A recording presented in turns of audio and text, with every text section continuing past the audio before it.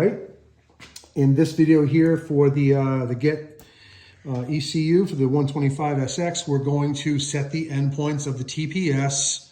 They give you a provided cable connector that's going to plug into a little whip in here. You can basically, you want to plug this into your battery, gives power to the system, or what we're going to do tonight, down and dirty, is the trusty dusty wake up connector that's going to plug into the access port.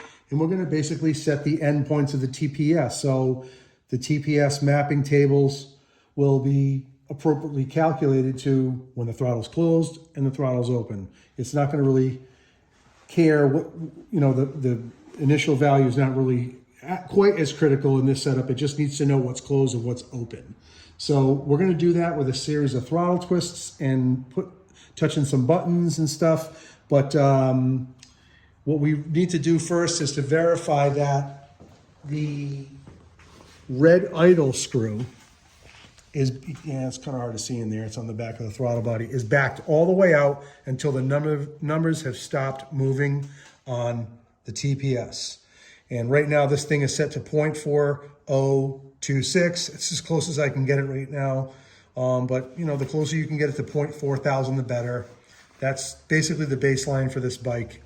So again, super important to make sure that there's nothing else touching this idle, I'm sorry, the TPS, like the red idle or the yellow knob, and it's not. We're going to leave the throttle connected because we need to use it on this setting. But so what I'm going to do now is just basically I verify that the TPS is at 0.4000. I'm going to unplug my TPS tool, put that away, replug back in the harness, clicks into place. We're good to go. And then we're going to go back over to work with the access port, the kill switch, and the throttle. To set the endpoints, what we're simply going to do is plug in the wake up connector. You'll hear the system turn on, and we're going to work the kill switch and the throttle to set the closed endpoint. Again, this is how you set the endpoints, close. Plug this in.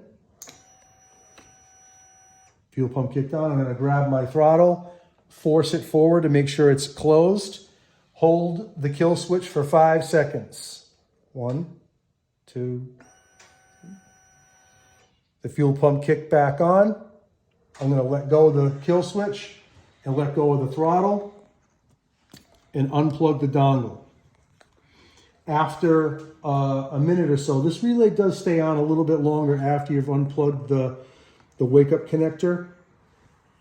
So don't be surprised if you see your lights stay on a little bit longer than normal. That's perfectly fine. So that was the beginning point. We set the starting point, which is force closed all the way. Now we're going to set full wide open. I'm going to plug back in the wake up connector. You're going to hear the fuel pump kick on. It didn't kick on. Actually, no, it's going to kick on when I hit the button. So we're going to grab a handful of throttle, wide open, hold the kill switch for 5 seconds. You heard the fuel pump kick back on. It's done moving and doing what it's doing. Let go of it and let go of the throttle. Unplug the wake up connector, no longer needed. Put that back in its port and you're good to go. Basically, we're telling the TPS, hey, this is what your value should be closed, which is 0. Hey, this is what your value should be under when the throttle is wide open, so it knows the complete window it's got to work with. So the fueling tables and all the other sensing capabilities of the bike are all in line with each other. It's about setting the baseline. Again, we talked about that 0.4000, and that's pretty much the setup. If you want to connect this power cable and just simply connect it to the terminals on your battery, it has 2 little wires. You can maybe put a little eyelet electrical connector and find some room in here to just leave this all the time. If you happen to don't have your wake up connector or you just want to use this, that's perfectly fine. It's just this can get a little tight as it is in here. So I just elected to use the wake up connector because it's just the kind of quick and easy little thing. Now this is for a 23 with a red and black connector. The 24 is a black and sort of a clear connector. The 24 looks a little different. And these boxes physically fit the 125, the 250, and the 300.